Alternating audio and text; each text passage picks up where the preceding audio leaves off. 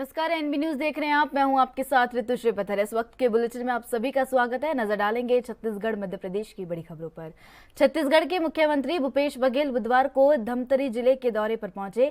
यहां उन्होंने भेंट मुलाकात कार्यक्रम के दौरान भटगांव में 134 करोड़ से ज्यादा के 144 विकास कार्यों का लोकार्पण और भूमि पूजन किया।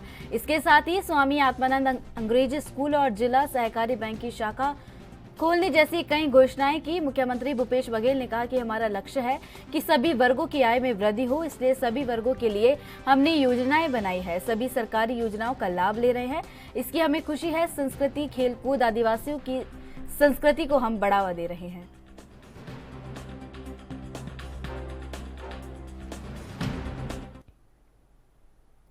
छत्तीसगढ़ के मुख्यमंत्री भूपेश बघेल का बयान सामने आया है। उन्होंने कहा कि ये डबल इंजन की सरकार है, मोदी जी का आशीर्वाद नहीं मिलेगा, मोदी जी की कृपा नहीं होगी। नड्डा जी तो कर्नाटक है और हिमाचल में धमकी तक दे आए हैं। मनमोहन सिंह जी के प्रधानमंत्री रहते हुए ऐसा कभी नहीं बोला गया।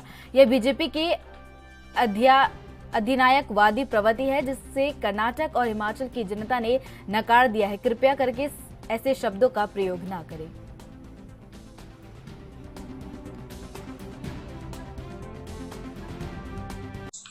डबल इंजन की सरकार, ये तो संघीय व्यवस्था है केंद्र और राज्य के। लेकिन मनमोहन सिंह 10 साल रहे प्रधानमंत्री, कभी उन्होंने डबल इंजन शब्द का प्रयोग नहीं किया। ये डबल इंजन की सरकार के प्रयोग इसी शासनकाल में मोदी जी, शाह जी, नड्डा जी ये सब करते रहे। नड्डा जी कर्नाटक में धमकी तक दे डाले। उसी प्रकार हिमाचल में उन्होंने धमकी दी थी कि इससे केंद्र से जो पैसा मिल रहा है वो बंद हो जाएगा। ये तो आपके अधिनायकवादी प्रवृत्ति है, जिसमें ऐसे शब्दों का प्रयोग कर रहे हैं। कृपा करके इस प्रकार के शब्दों का प्रयोग ना करें। और हिमाचल और कर्नाटक की जनता ने इसे नकार भी दिया। डबल इंजन की सरकार, आपको पैसा नहीं मिलेगा, मोदी जी की कृपा नहीं होगी। क्या हमारे अधिकार को छीन लेंगे? और डबल इंजन की सरकार, जिसमें पिछली सरकार में जीएसटी के मामले में इन्होंने सहमति दे दी कि 5 साल तक की क्षतिपूर्ति की जाएगी। अब 5 साल बाद मिलना बंद हो गया। छत्तीसगढ़ को हर साल 5-6 हजार करोड़ का नुकसान हो रहा है। इसकी भरपाई कौन करेगा? तो हमारे साथ अन्याय ही हो रहा है। हम उत्पादक राज्य हैं, सीमेंट है, स्टील है, इसका उत्पादन करते हैं, एल्युमिनियम है, इसका उत्पादन करते हैं। तो हमारी ये गलती है जिसकी सजा मिल रही है हमको। तो इस प्रकार से बातें नहीं होनी चाहिए। ये जो डबल इंजन की जो सरकार कर रहे हैं वो बिल्कुल गलत है। और एमपी के सीएम शिवराज सिंह चौहान ने प्रेस कॉन्फ्रेंस के दौरान मुख्यमंत्री सीखो कमाओ योजना की जानकारी दी है। इस दौरान उन्होंने कहा कि इस योजना में मेरे युवा बेटा बेटी काम सीखेंगे और साथ में 8,000 से 10,000 तक प्रतिमाह कमाएंगे भी।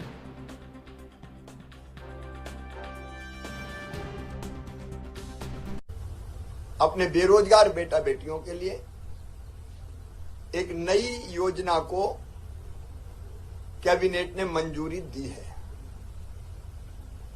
मुख्यमंत्री सीखो कमाओ योजना नाम हमने सरल रखा है, ताकि गरीब से गरीब, मतलब बिना ज्यादा परेशानी के योजना एकदम क्लिक हो सके।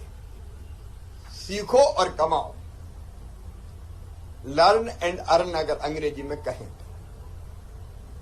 इस योजना के अंतर्गत 12वीं पास जिन्हें आईटीआई किया है वो बच्चे, जिन्हें ग्रेजुएशन किया है, पोस्ट ग्रेजुएशन किया है, वो सारे के सारे इस।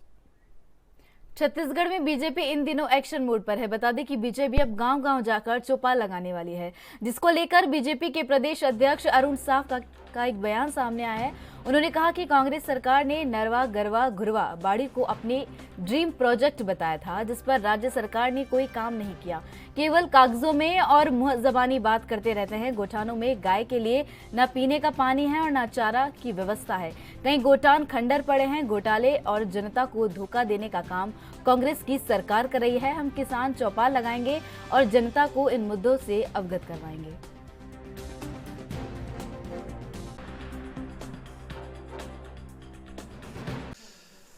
देखिए, जिस प्रकार से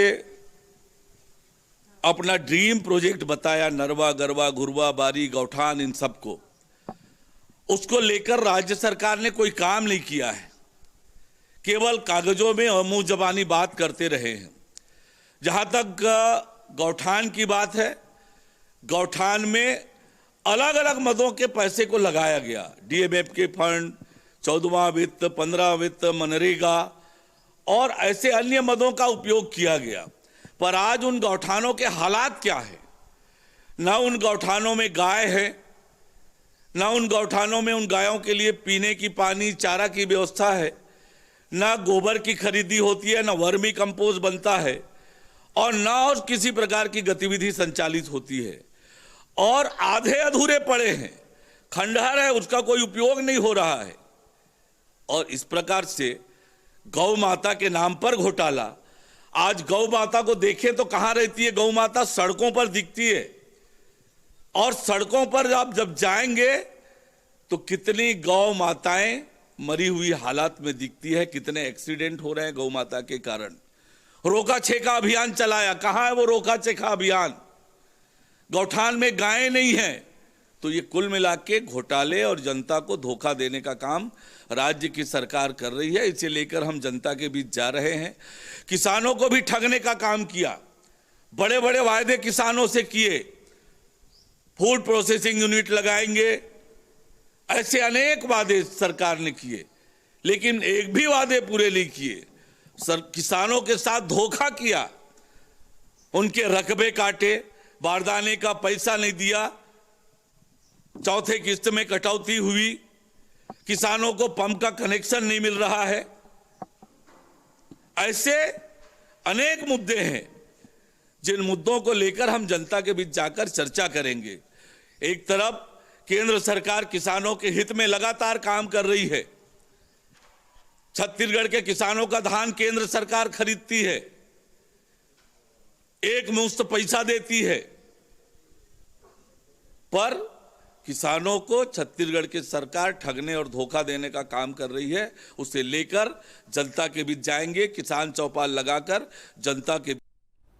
मध्य प्रदेश के गृह मंत्री नरोत्तम मिश्रा ने प्रेस कॉन्फ्रेंस के दौरान कहा कि नीतीश कुमार पलटू राम जी है। ये तुष्टीकरण की राजनीति चाहे झारखंड की हो चाहे बिहार की हो, और इसीलिए तुष्टीकरण की राजनीति के कारण इस तरह की वह बातें करते हैं।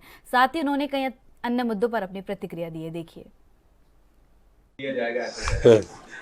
अब ये नीतीश कुमार पलटू राम जी है। ये तुष्टीकरण की राजनीति है, चाहे झारखंड की हो चाहे बिहार की हो, और इसलिए ये तुष्टीकरण की राजनीति के कारण से इस तरह का बोलते हैं। बाबा के अनुयायी, बाबा के सुनने वाले लाखों की संख्या में है। जहां भी जाते हैं वहां भीड़ आती है। ये खुद चले जाए तो इनको 500 ही सुनने नहीं आ रहे विधायक जी। ये ईर्ष्या है, जलन है, तुष्टि। ये इनके बड़े भाई दिग्विजय सिंह को वो थोड़ा समझाएं इस बात को, जो कभी सनातन की, कभी हिंदू की, कभी हिंदुत्व की बात करते हैं। दिग्विजय सिंह जी थोड़ा बहुत लक्ष्मण सिंह के पास ही चले जाया करो, छोटे भाई को आशीर्वाद भी दिया करो, मार्गदर्शन भी ले आया करो उनसे कि किस तरह के ये होता है। उनसे सीखना चाहिए, मैं तो ये मानता हूं। अगर हिंदू हिंसक होता 450 साल गुलाम नहीं रहता, ऐसा लक्ष्मण सिंह जी लिख रहे हैं। आप सीखो जरा। आप भगवा को आतंकवाद कहने लगते हो, हिंदू को आतंकवाद की तरफ मोड़ देते हो। एचयूटी पे कभी नहीं बोलते आप बोलते ही नहीं हो कभी भी जेएमबी पर।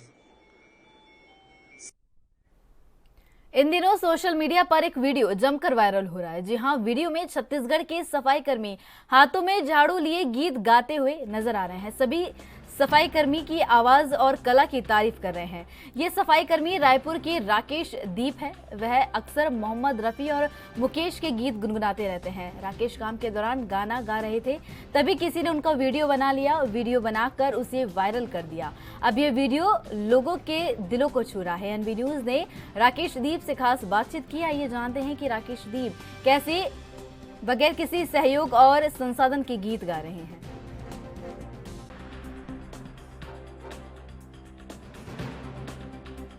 छत्तीसगढ़ की राजधानी रायपुर की सड़क पर एक व्यक्ति झाड़ू लेकर गाना गाते हुए जमकर सोशल मीडिया में वायरल हो रहे हैं और इसी वायरल वीडियो की पड़ताल करते हुए हम उस व्यक्ति के घर तक पहुंच चुके हैं।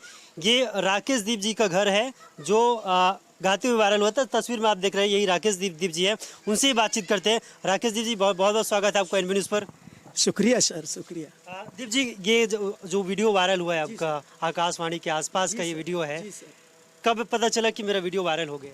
सर ये चैनल में मुझे दिखाया गया, पेपर में आया था सर, तो बोले आप अच्छा गाए हो और मुझे भी अच्छा लगा सर कि कोई मेरा फोटो खींच के दिया, चैनल वाले ले गए थे सर और बहुत सुंदर लगा सर मेरे को और यही मेरा आशा है सर। कब से गा रहे गाना? ये मेरा 10 साल की उम्र, बचपन से गा रहा हूँ सर। हाँ, कोई गुरु नहीं है, कुछ नहीं है सर, बस ऐसे गाता है। इतना सुंदर गाते हैं, आज तक किसी ने कहा नहीं कि आप हमारे स्टूडियो आइए गाइए? कहा सर, कोई आज तक तो नहीं कहा सर मेरे को, कोई भी नहीं बोला कि चलो आइए गाइए हमारे साथ, कोई भी। बस यही हमारे मंदिर थे जो राधा कृष्ण के मंदिर है, जो बचपने से मैं देख रहा हूँ, और हमारे महादेव जी हैं जो, उन्हीं के यादों में, उन्हीं के साज बाज में गाते रहता हूँ, मंदिर में बैठे और लोगों को सुनाते रहता हूँ, उनके दिल खुश करते रहता हूँ। बस सर यही है। और जो नगर निगम काम दिया उनको काम करता हूँ, झाड़ू मारता हूँ सर। नगर निगम में काम करते? जी सर, सफाई कर्मचारी हूँ सर वहाँ। और ये जो अद्भुत कला है आपके अंदर, वो किसी को आज तक पता नहीं चला या फिर किसी ने देखा नहीं, आपकी आवाज़ को सुना नहीं? नहीं, गया हूँ सर, वैसा जागरता है, जैसा भजन है, ऐसा गाने बजाने वाले में बुला लेते थे तो चले जाता हूँ सर, स्टेट वगैरह में गा लेता हूँ। लेकिन कोई ऐसा गुरु नहीं मिला जो मुझे शिक्षा दे और मुझे आगे ले जाने का कोशिश, ऐसा कुछ नहीं हुआ है सर, कुछ भी। सरकार से क्या कुछ मांग करने, क्योंकि इतनी अद्भुत कला है आपके? बस वही मांग किया सर, गाना बजाना करूँ, आप लोग उनके नाम से चलते रहो, गाना अच्छा नाम हो मेरा भी, और मैं भी रफ़ी साहब, मोहम्मद साहब, इनके नाम कमाऊँ सर बोल के मैं भी आशा रखा हूँ सर। ठीक है, तो ये राकेश दीप जी है जिनके वीडियो इन दिनों सोशल मीडिया में जमकर वायरल हो रहे हैं। राजधानी रायपुर नगर निगम में एक कार्य करते सफाई कर्मचारी है और इनकी एक आस है कि इनके मौका दिया जाए ताकि अपनी इस कला को, जिस तरीके से माँ सरस्वती इनके कंठ में विराजमान है, हम नहीं बल्कि सोशल मीडिया में जमकर कमेंट हो रहे हैं, वो कहते हैं। दूसरे तौर पर राकेश दीप जी को एक मौके की जरूरत है ताकि वे अपने जीवन में 4 चांद लगा सके और जिस तरीके से अपनी आवाज़ की खूबसूरती इन दिनों सोशल मीडिया में जमकर बिखेर रहे हैं, वो खूबसूरती फिल्मों के माध्यम से भी बिखेर सके। मेरे सहयोगी दीपेश पटेल के साथ टिकेश वर्मा, रायपुर, छत्तीसगढ़ में CGPSC 2021 के परिणाम आने के बाद विवाद की स्थिति बन गई है। परिणाम में हुई इत्तेफाक को लेकर विपक्ष न्यायिक जांच की मांग कर रहा है। भारतीय जनता पार्टी और ABVP दोबारा जांच को लेकर प्रदर्शन कर रहे हैं। वहीं आज ABVP कार्यकर्ताओं ने रायपुर के बूढ़ा तालाब स्थित धरना स्थल में CGPSC 2021 के परिणाम को लेकर प्रदर्शन किया। उन्होंने छात्र हित में फैसला लेने की मांग की है। इस प्रदर्शन में CGPSC की परीक्षा दिलाने वाले अभ्यर्थी भी मौजूद रहे। अभ्यर्थियों ने परीक्षा में सीट की कार्बन कॉपी, मॉडल आंसर की ट्रांसपेरेंसी की भी मांग की है।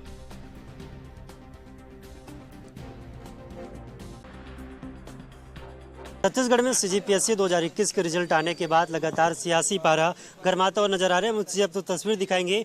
ABVP कार्यकर्ता है जो आज राजधानी रायपुर में प्रदर्शन कर रहे हैं और अपनी मांगों को लेकर प्रदर्शन कर रहे हैं। क्या कुछ इनकी मांग है, कुछ लोग उनसे बातचीत करते जो पहुंचे हैं, क्या कुछ मांग है CGPSC के जो अनियमितता की बात आप लोग कर रहे हैं? देखिए, लगातार CGPSC में कई प्रकार की अनियमितताएं देखी जा रही है कि कई प्रकार के नेता के बच्चे लोग, और इसमें 1 to 20 स्टूडेंट्स को अगर आप देखें तो उसमें पता चलता है कि वो सभी प्रत्यक्ष रूप से अधिकारियों के मतलब रिलेटिव्स लग रहे हैं। तो इसमें विद्यार्थी परिषद ये मांग करती है, हम ऐसा नहीं बोल रहे कि जो विद्यार्थी जिन्होंने अपने गुण से, अपने लगन से उन्होंने प्रवेश परीक्षा में परिणाम निकाले हुए हैं, लेकिन हम ऐसा जानना चाहते हैं कि सिर्फ अधिकारियों के बच्चे ही क्यों आए हुए हैं। इसमें अनियमितता तो इतनी है कि हम बताना चाहेंगे तो जैसे उनको तो ये भी नहीं पता चलता प्रीलिम्स के स्टूडेंट्स को उसने कितने पास किए, फेल होती कितने मार्क्स आए या कितने मार्क्स से वो पास पास नहीं हो पाए हैं ये भी नहीं पता चलता। सीधा मेंस में बताते हैं कि 1 लाख विद्यार्थियों ने क्या दिलाया, एग्जाम दिलाया, और 3000 विद्यार्थियों को बस बताया जाता है कि आप इतने में आप पास है, इतने में आपने ये नंबर लाया। बिल्कुल अनियमितता तो हुई है। जैसे कि हमारी प्रदेश की सरकार कहती है कि हम राहुल गांधी जी के बताए हुए रास्तों पर चलते हैं, तो राहुल गांधी जी कहते हैं हम एक तरफ से आलू डालेंगे, दूसरी तरफ से सोना निकलेगा। उसी तरह से यहाँ हमारे प्रदेश में आप एक तरफ से पैसे डालिए, दूसरी तरफ से डिप्टी कलेक्टर निकालिए, एक तरफ से पैसे डालिए, दूसरी तरफ से आप डीएसपी निकालिए, एसपी निकालिए, सारे पोस्ट निकालते जाइए, बस पैसे डालिए और पोस्ट लीजिए। पर जिन बच्चों के माँ बाप शिक्षक हैं, किसान हैं, वो क्या करें? वो अपने सपने संजोना छोड़ दें, वो अपनी पढ़ाई लिखाई सब चीज़ छोड़ छाड़ के गोबर कचरा करते हैं और नरवा गरवा घुरवा बाड़ी को हम आगे बढ़ाते हैं।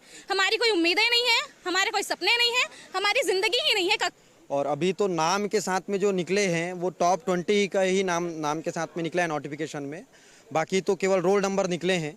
और अगर 20 लोगों में हमको इतनी अनियमितता देखने को मिलती है तो पूरे लोक सेवा आयोग की पूरी परीक्षा में कितनी अनियमितता होगी ये सब हम कल्पना कर सकते हैं। और विद्यार्थी परिषद इन सभी के बाद में ये मांग करती है कि इस पूरे प्रकरण की उच्च स्तरीय जांच होनी चाहिए और जांच के पश्चात जो भी दोषी होंगे उन पर कठोर से कठोर कार्रवाई होनी चाहिए।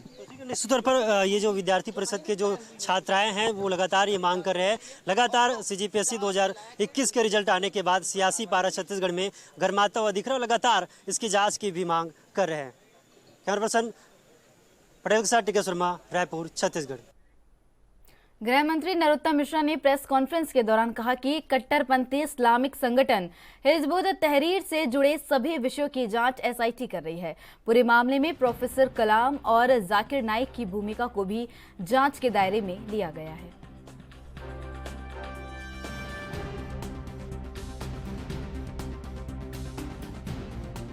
प्रोफेसर कमाल का सारे विषयों की जांच पूरी की जा रही है। एसआईटी इस विषय को देख रही है।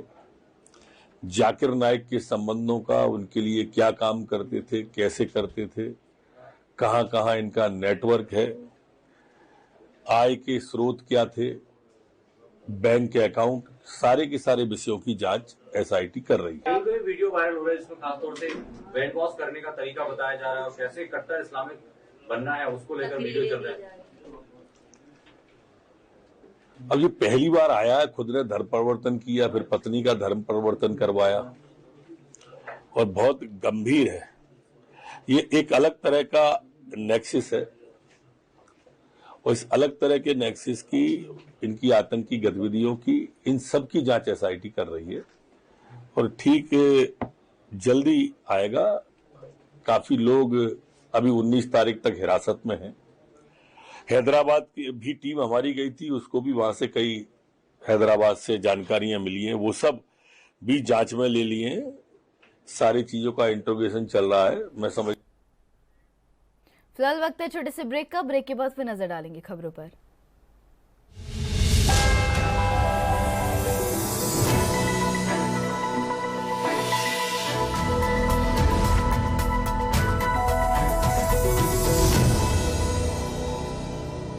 ब्रेक के बाद आप सभी का फिर से स्वागत है। नजर डालेंगे खबरों पर। एमपी के गृह मंत्री नरोत्तम मिश्रा ने प्रेस कॉन्फ्रेंस के दौरान कहा कि हेमा मीणा के खिलाफ लोकायुक्त पुलिस ने कार्रवाई की है। पुलिस हाउसिंग कॉर्पोरेशन के परियोजना मंत्री ननादरन सिंह के खिलाफ गंभीर शिकायतें मिलने के बाद उनके निलंबन का आदेश उच्च अधिकारियों को दे रहा हूं।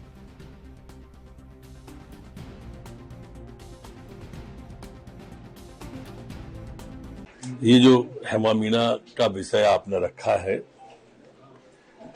इसमें लोकायुक्त पुलिस द्वारा कार्रवाई की गई है। जहां तक परियोजना यंत्री जनार्दन सिंह का विषय आपने रखा है, गंभीर शिकायतें प्राप्त हुए, इसलिए मैं अधिकारियों। छत्तीसगढ़ में गर्म हवाएं लोगों को जमकर झुलसा रही है। दोपहर की चिलचिलाती धूप में घर से बाहर निकलना मुश्किल हो गया है। बुधवार को प्रदेश में 44.3 तापमान के साथ रायगढ़ जिला सबसे ज्यादा गर्म रहा। इसके बाद जांजगीर में 43.1 डिग्री तापमान रहा। अप्रैल और मई की शुरुआत में भले ही गर्मी से राहत मिली हो, लेकिन सूरज के तीखे तेवर ने अब लोगों की परेशानी बढ़ा दी है। देश के कई जिलों में तापमान बढ़ गया है और लू जैसे हालात है। राजनांदगांव, बलौदाबाजार, बिलासपुर और मुंगेली में तापमान 42 डिग्री के पार पहुंच गया है, जबकि दुर्ग धमतरी, रायपुर और बीजापुर में 40 डिग्री के पार तापमान दर्ज किया गया है। प्रदेश के बाकी जिलों में भी यही स्थिति बनी हुई है।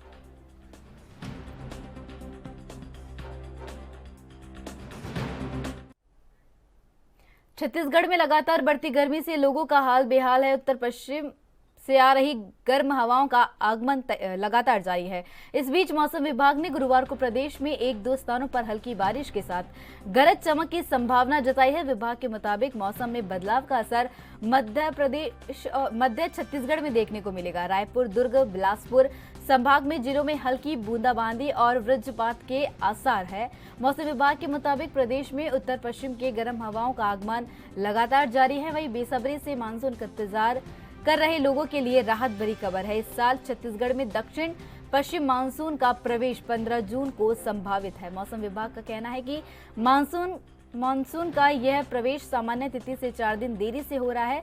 विभाग ने यह भी बताया है कि इस साल बारिश की स्थिति भी सामान्य रहेगी।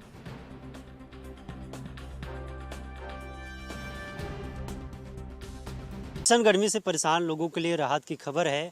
आज मौसम में कुछ बदलाव देखने मिलेंगे। हमारे साथ बातचीत करने के लिए मौसम वैज्ञानिक HP चंद्रा सर है। सर, आज कुछ मौसम रहने वाले, क्योंकि आज जो कई जिले हैं जहाँ पर बारिश की संभावना है। देखिए, अभी फिलहाल चूंकि दक्षिण से नमी युक्त हवा है, बस्तर संभाग के कुछ जिलों में आने की संभावना है, जिसके कारण से वहाँ पर मैक्सिमम टेम्परेचर में कोई खास परिवर्तन होने की संभावना नहीं है। लेकिन जैसे जैसे हम उत्तर की ओर जाएंगे तो उत्तर पश्चिम से आने वाली शुष्क और गर्म हवाओं का प्रभाव रहेगा, जिसके कारण से आज से मैक्सिमम टेम्परेचर में वृद्धि का क्रम बनने की संभावना है। यानी कि आज मुख्य रूप से यदि बिलासपुर संभाग और ऊपर के जो ये हैं सरगुजा संभाग है, उसमें लगभग 1 डिग्री तक वृद्धि है वो संभावित है। जबकि मध्य क्षेत्र है उसमें वृद्धि तो होगी, लेकिन बहुत ज़्यादा वृद्धि की संभावना फिलहाल नहीं है। लोग मानसून का भी इंतजार कर रहे हैं। मानसून कब से छत्तीसगढ़ में आने वाली है, पहुंचने वाली है, और क्या कुछ इसकी दशा रहने वाली है? अभी फिलहाल जो 16 मई को साउथ अंडमान सी में मानसून की जो शुरुआत है वो प्रारंभ हो चुकी है। इसके केरल पहुंचने की तिथि है वो 4 जून को संभावना जताई गई है, जबकि उसकी सामान्य तिथि है 1 जून को। यदि हम छत्तीसगढ़ के संदर्भ में बात करें तो जगदलपुर में है 13 जून को पहुंचता है, 16 जून को रायपुर में, 17 जून को बिलासपुर में और 21 जून को अंबिकापुर पहुंचता है। तो चूंकि ये 3 दिनों की यहाँ पर देरी से पहुंच रही है, तो सामान्य परिस्थितियों में ये जो सामान्य तिथि है उससे हो सकता है कि 3 दिन देरी से पहुँचे। यदि स्थिति है ज़्यादा अनुकूल रहेगा, यानी कि मानसून करंट है ज़्यादा प्रबल रहेगा, तो हो सकता है कि सामान्य तिथि या उससे पहले ही पहुंच जाए। और यदि जो मानसून का करंट है वो थोड़ा धीमी रहे तो हो सकता है कि थोड़ा और लेट हो जाए। मानसून 15 जून के आसपास पहुंचने वाली है, लेकिन गर्मी से राहत कब मिलेगी लोगों को? देखिए, यहाँ पर ऐसा है कि मानसून की आने के पूर्व है यहाँ पर थोड़ी सी नमी है वो बढ़ना चालू हो जाता है, जिसके कारण से जो एक्टिविटी है, प्री मानसून की एक्टिविटी या थंडर की एक्टिविटी है वो बनना चालू हो जाता है, जिसके कारण से टेम्परेचर में बहुत ज़्यादा उतार चढ़ाव बनता है। तो फिलहाल अभी 20 के बाद में है। यहाँ पर प्रदेश में कुछ स्थानों पर ये मौसम में उतार चढ़ाव देखने को मिलेगा। हमारे साथ मौसम वैज्ञानिक HP चंद्रा सर जी ने साफ तौर पर बताया कि इस तरीके से आने वाले समय मौसम रहेगा, और आज कुछ मौसम जो बना रहेगा। छत्तीसगढ़ के रायपुर में बीजेपी प्रदेश अध्यक्ष अरुण साव ने सीएम भूपेश बघेल के बयान पर पलटवार किया है। साव ने कहा कि आरोप के उत्तर में प्रत्यारोप करना ठीक नहीं है। भूपेश बघेल लगातार यही काम करते हैं। जब भी कोई विषय आता है सरकार का, तब वो पुराने विषय लेकर आते हैं। अब तक इन विषयों को क्यों नहीं उठाया गया? जब PSC का रिजल्ट आया, जिसको लेकर युवाओं में तीखी प्रतिक्रिया है, आज युवा अपने आप को छला हुआ महसूस कर रहा है। इसका जवाब सीएम को देना चाहिए। लिस्ट देखकर युवा परेशान है, आक्रोशित है, जिसका समाधान सीएम को करना चाहिए। आरोप का उत्तर देने के बजाय प्रति उत्तर देना ठीक नहीं है।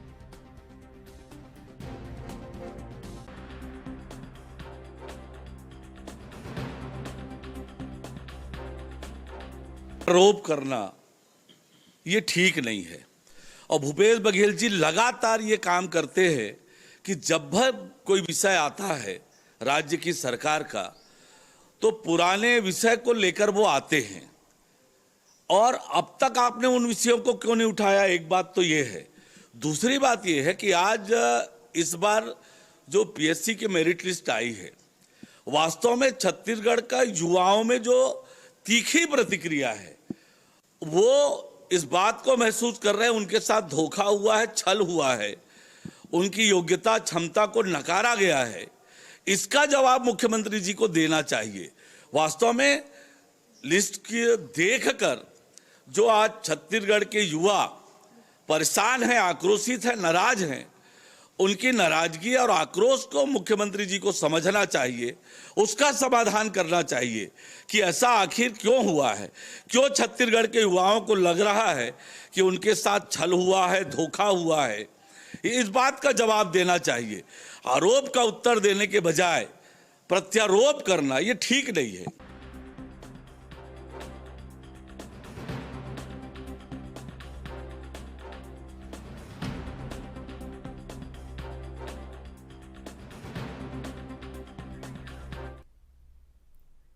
छत्तीसगढ़ में कोरोना संक्रमण की रफ्तार भले ही कम हो गई हो, लेकिन 6 दिनों बाद फिर एक मरीज की मौत हो गई है।